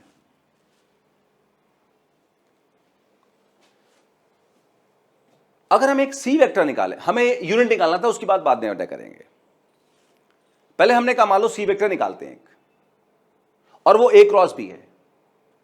तो आप याद करें, मैंने कहा था आपसे, अगर हम ए क्रॉस बी वेक्टर लें या सी वेक्टर लें तो वो इन दोनों के कैसा होगा, परपेंडिकुलर। फिर से याद दिलाता हूं, ये ए वेक्टर, ये बी वेक्टर। ए क्रॉस बी कैसे निकालते हैं, ए पे फिंगर रखते हैं, बी पे घुमाते हैं, थंब कहां बेटा आया, बाहर आया, तो ए क्रॉस बी बेटा कहां की तरफ होगा, बोलो, बाहर की तरफ होगा। ये ए क्रॉस बी हुआ, या यू कैन से सी हुआ। नाउ ये चाहे ए क्रॉस बी बोलो चाहे सी बोलो, इसका ए से कितना एंगल है, 90 बताया था मैंने। बी से एंगल बेटा भी कितना है, 90 है। तो जो सी वेक्टर है या ए क्रॉस बी वेक्टर है वो इन दोनों के परपेंडिकुलर है। तो हमें पहले सी वेक्टर निकालना है या ए क्रॉस बी निकालना है जो ए और बी दोनों के परपेंडिकुलर बेटा है। बात समझ आई बेटा? पहले क्या निकालना बोलो, हमें सी वेक्टर, या सोचो ए क्रॉस बी निकालना है जो ए और बी दोनों के परपेंडिकुलर है बेटा। इतनी बात समझ में आ गई बेटा? बहुत बढ़िया। अब आगे समझो, जब हम ए को बी से क्रॉस प्रोडक्ट लेंगे तो क्या करना होगा हमें। सोचो यहां पे एंड की बजाय क्रॉस लगा होता, हमें इससे क्रॉस करना होता, मतलब मल्टीप्लाई करना होता, तो हम लोग क्या करते, पहले इस आई को हम सबसे क्रॉस करते, फिर हम इस जे को सबसे क्रॉस करते, मतलब मल्टीप्लाई करते, फिर के को बेटा सबसे क्रॉस करते, तो काफी लंबा चौड़ा रिजल्ट आता। कर सकते हैं हम लोग वैसे, लेकिन उसको एक बेटा आसान तरीके से किया गया है जिसको कहते हैं डिटरमिनेंट मेथड। 12th क्लास की मैथ्स में बेटा एक चैप्टर भी है डिटरमिनेंट्स, तो वही वाला मेथड यहां मान लीजिए आप। ये बहुत आसान है, बिल्कुल आसान, सबको एक बार में समझ में आएगा। ये मेथड समझो कैसे करते हैं। ए क्रॉस बी आसानी से कैसे निकालते हैं, पहला तरीका बता दिया मैंने कि अगर आप ए क्रॉस बी निकालना चाहते हैं तो आई वाले को सबसे क्रॉस प्रोडक्ट करोगे, क्रॉस मल्टीप्लाई करोगे, फिर जे वाले को सबसे क्रॉस मल्टीप्लाई करोगे, फिर के वाले को सबसे क्रॉस मल्टीप्लाई करोगे। वो एक लॉन्ग मेथड है। शॉर्ट मेथड समझिए बेटा, शॉर्ट मेथड को बोलते हैं डिटरमिनेंट मेथड। क्या होता है वो समझिए बेटा। दो बड़े बड़े डंडे लगा देते हैं, इसमें डंडे समझ रहे हैं बेटा, लंबे, ये मॉडुलस नहीं है, डिटरमिनेंट है। छोटे डंडे जैसे ऐसे लगा देना, ए ये छोटे डंडों को क्या बोलते हैं? मॉडुलस। बड़े डंडों को डिटरमिनेंट। डिटरमिनेंट, DETRMINANT बेटा, डिटरमिनेंट बेटा, ठीक है। अब देखो कैसे करते हैं इसमें। सबसे पहले IJK लिखते हैं 3 जगह IJK, ठीक ना। पहले कौन है बोलो? A। तो A के कोफिशिएंट्स हैं यहां पे 2 -1 3। कोफिशिएंट आपको याद होंगे, कोफिशिएंट याद होंगे। I के साथ, J के साथ, जो K के साथ है उसे कोफिशिएंट कहते हैं। तो I का कोफिशिएंट I के नीचे 2, J का -1 J के नीचे -1, और 3 वाला K का 3 जो है वहां K के नीचे बेटा। फिर B बाद में है, तो B के कोफिशिएंट यहां कौन है? 1 4 और 5। तो 1 4 और 5 लिखे बेटा IJK के नीचे बेटा। I का कोफिशिएंट I के नीचे, J का J के नीचे, K के बेटा K के नीचे। इतना लिख ले बेटा। अब आसान तरीका सुनो, यहां पर मैं इसको रब कर देता हूं। यहां पर बेटा पहले क्या करते हैं, देखो इसे बेटा रोज कहते हैं बेटा,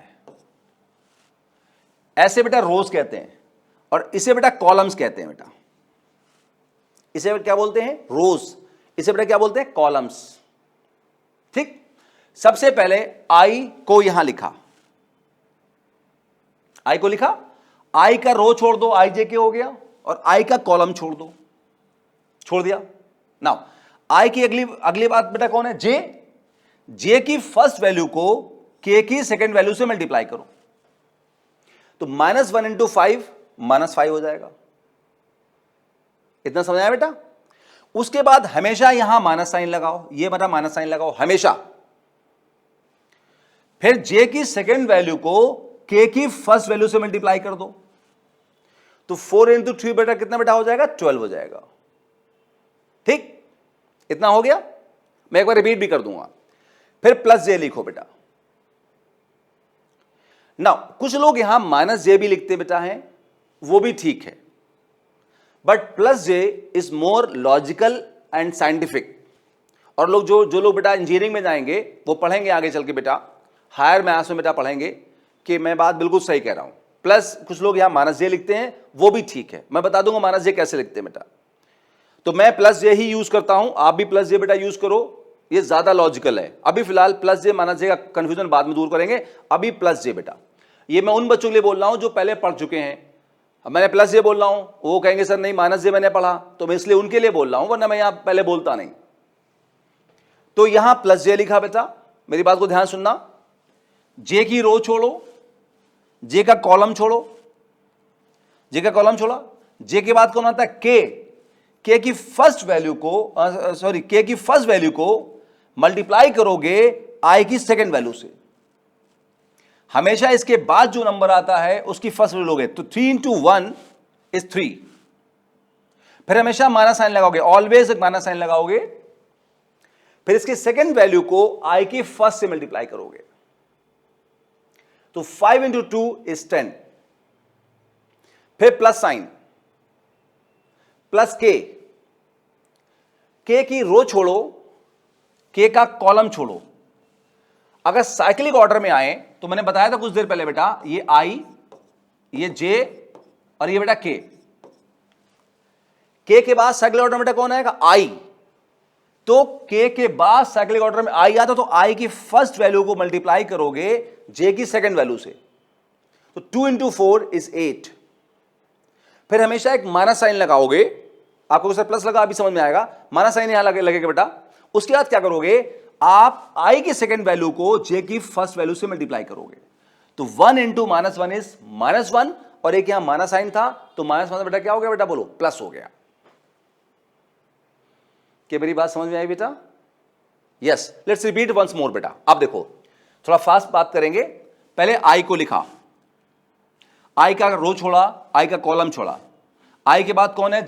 J की फर्स्ट वैल्यू को K की सेकंड वैल्यू से मल्टीप्लाई करो, तो यहां -5। फिर हमेशा एक माइनस लोगे। फिर J की सेकंड वैल्यू को आप K की फर्स्ट वैल्यू से मल्टीप्लाई करेंगे, 4 × 3 12। फिर +J, कुछ लोग माइनस लेते हैं, इसके जज्बा बताऊंगा। +J का कॉलम छोड़ा, J की रो छोड़ी। J के बाद कौन है? K की फर्स्ट वैल्यू को I की सेकंड से मल्टीप्लाई करोगे, 3 × 1 इज 3, माइनस साइन। फिर K की सेकंड को I की फर्स्ट से मल्टीप्लाई करोगे, 10। फिर प्लस K का कॉलम छोड़ा, K की रो छोड़ी। K के बाद कौन है? I की फर्स्ट को मल्टीप्लाई करोगे J की सेकंड से, 2 × 4 = 8, माइनस साइन लगाओगे, फिर आई के सेकंड को जे की फर्स्ट से मल्टीप्लाई करोगे, -1 इंटू माइनस इस +1 बेटा हो जाएगा हमारे पास। आगे सुनना बेटा ध्यान से कि कुछ लोग माइनस कैसे कर लेते हैं। देखो जब हमने जे यहां लिखा बेटा प्लस, तो हमारी टेक्निक क्या है, आई लिखा तो आई के बाद जे की फर्स्ट वैल्यू ली, जे लिखा तो जे के बाद के की फर्स्ट वैल्यू ली, के लिखा के बाद आई की फर्स्ट वैल्यू ली। वो लोग क्या करते हैं जो माइनस लगाते हैं, जब जे लिखते हैं तो जे के यहां लिखने के बाद में वो के की फर्स्ट को आई की फर्स्ट से मल्टीप्लाई नहीं करते, वो क्या करते हैं पहले इसको इससे मल्टीप्लाई करते हैं, मतलब वो उल्टा चलते हैं, उल्टा वो आगे जाने के बजाय, आगे बढ़ने के बजाय पीछे की सोच रखते हैं। वो पीछे आते हैं, कहते हैं भाई आई की फर्स्ट को इससे मल्टीप्लाई करो, तो 2 5 का कितना करते हैं 10, उनका 10 पहले आएगा और उनका ये 3 जो है वो बाद में आएगा। तो हमारी वैल्यू क्या आई यहां पे +j 3 - 10, उनकी वैल्यू आती -j 10 - 3, बात वही आती है। क्या मेरी बात समझ पाए बेटा? तो उनकी बात वही आती है, बस वो के को मल्टीप्लाई करने बजाय इसको मल्टीप्लाई करते हैं इधर है। तो वैसे भी आप कर सकते हैं, उसमें कोई इशू नहीं बेटा, लेकिन जब हायर मैथ्स के क्वेश्चंस होंगे फिर सॉल्व नहीं होंगे बेटा, है ना, ये मैं श्योर बता रहा हूं आपको। आपको लॉजिकली बात करना पड़ेगी और लॉन्ग टर्म तक सही चीजें ही याद रहती हैं जो सही ढंग से याद की गई होती है बेटा। आप सॉल्व कर लेते हैं। -5 - 12 - 17 into Y cap, 3 - 10 - 7 J cap, 8 + 1 9 के कैप बेटा। नाउ ये वो सी वेक्टर आ गया ए क्रॉस बी, जो ए और बी दोनों के परपेंडिकुलर है। कैसे, मैंने समझा दिया बार बार बेटा इस बात को आपको, ठीक। अब हमें निकालना बेटा क्या था, हमें निकालना था बेटा एन कैप, एक ऐसा वेक्टर, एक ऐसा यूनिट वेक्टर निकालना था जो दोनों के परपेंडिकुलर हो। तो यूनिट वेक्टर कैसे निकालते हैं, vector divided by its magnitude. अगर किसी वेक्टर को उसके मैग्नीट्यूड से डिवाइड कर दें तो उसका यूनिट वेक्टर आ जाएगा। अगर ये वेक्टर इन दोनों के परपेंडिकुलर है तो उसका यूनिट वेक्टर भी दोनों के परपेंडिकुलर होगा। मैं बोल रहा हूं फिर से, अगर ये वेक्टर ए और बी दोनों के परपेंडिकुलर है तो उसका यूनिट वेक्टर भी दोनों के परपेंडिकुलर होगा बेटा। सो यहां पर एन कैप निकाला सी वेक्टर अपॉन सी, सी वेक्टर कितना है A cross B upon mod A cross B. A cross B यहां लिखा हुआ है -17i - 7j + 9k upon mod, इसका कैसे निकालोगे, √17 square 7 square 9 square, minus sign नहीं लेंगे, स्क्वायर हो गया प्लस हो जाएगा। सॉल्यूशन आपके लिए छोड़ दिया बेटा, सॉल्यूशन आपके लिए मैंने छोड़ दिया, कर लेंगे ना बेटा, आसान सा है, ठीक है। सो आज का लास्ट क्वेश्चन बेटा बात करते हैं और क्लास को खत्म बेटा करते हैं।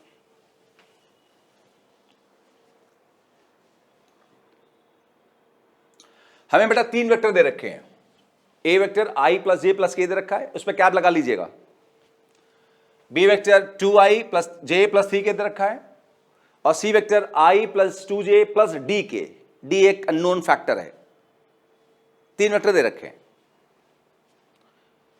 कह रहा है बेटा तीनों वेक्टर एक कोप्लानर है।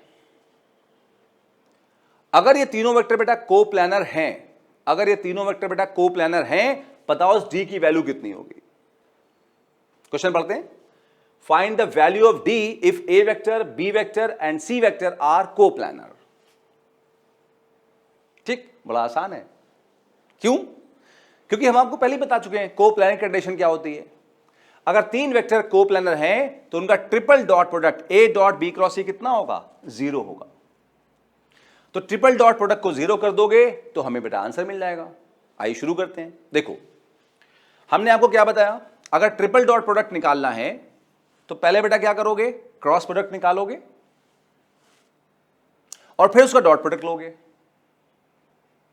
क्रॉस प्रोडक्ट पिछले क्वेश्चन में निकालने का तरीका बेटा मैंने बता दिया, मैंने आपको कि क्रॉस प्रोडक्ट कैसे निकालते हैं, वो तरीका बेटा मैंने बता दिया आपको। क्रॉस प्रोडक्ट कैसे निकालते हैं वो तरीका मैंने आपको बता दिया, ठीक है। अब ट्रिपल डॉट प्रोडक्ट निकालना है तो पहले क्रॉस निकाल के डॉट ले लो फिर, लेकिन उसका एक आसान तरीका देखो। क्रॉस प्रोडक्ट हमने निकाला डिटरमिनेंट बेटा मेथड से, ट्रिपल डॉट भी हम डिटरमिनेंट से निकाल सकते हैं। क्या करें, 2 लंबी लाइनें लगा दें, डंडे लगा दें, ठीक। हमने पिछले में यहां आई जे के लिखा था क्रॉस प्रोडक्ट में, अभी नहीं लिखेंगे। अब क्या करेंगे, पहले यहां क्या लिखा है ए, तो ए में आई जे के कोएफिशिएंट कौन बेटा है, बोलो 1 1 1, तो लिख दो 1 1 1, ठीक। फिर बी है, बी के कौन है बताओ बेटा 2 1 3, 2 1 3 लिख दो। फिर सी में कौन है, आई के साथ 1 ये क्या 2 के साथ d, तो 1 2d लिख दिया। और ये हुआ बेटा इसकी वैल्यू थ्रू डिटर्मिनेंट्स। ये तरीका है बेटा, बहुत आसान तरीका बता रहा हूं मैं आपको। और इक्वल टू 0 क्यों है? क्योंकि बताया वो कोप्लानर बेटा है हमारे। डन। अब आगे सुनो बेटा, इसे करते कैसे करते हैं? वैसे ही जैसे अभी हमने पीछे सॉल्व किया। देखो और पक्का हो जाएगा। पहले 1 लिखो बेटा, जो सबसे पहले है। 1 का रो छोड़ो, 1 का कॉलम छोड़ो।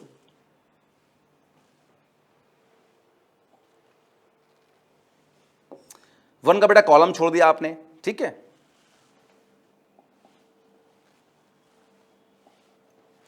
वन का बेटा कॉलम छोड़ दिया आपने। अब 1 के बाद अगला नंबर ये वाला बेटा है, इसकी फर्स्ट वैल्यू लो, इसको मल्टीप्लाई करो d से, तो 1 इंटू डी इज d। फिर हमेशा एक माइनस साइन लगाओ। फिर इस सेकंड वाले की सेकंड वैल्यू को इसकी फर्स्ट से मल्टीप्लाई करो, 2 3 जा 6, प्लस साइन लगाओ। अगला कौन है नंबर? 1 है, 1 लिखा।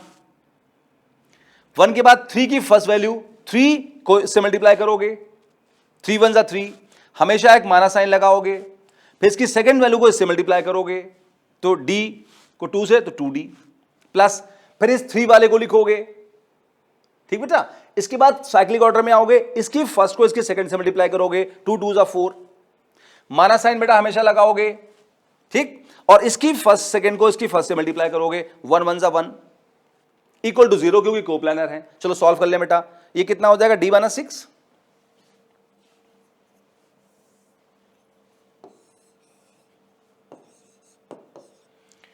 ये कितना हो जाएगा बेटा? 3 माइनस 2d।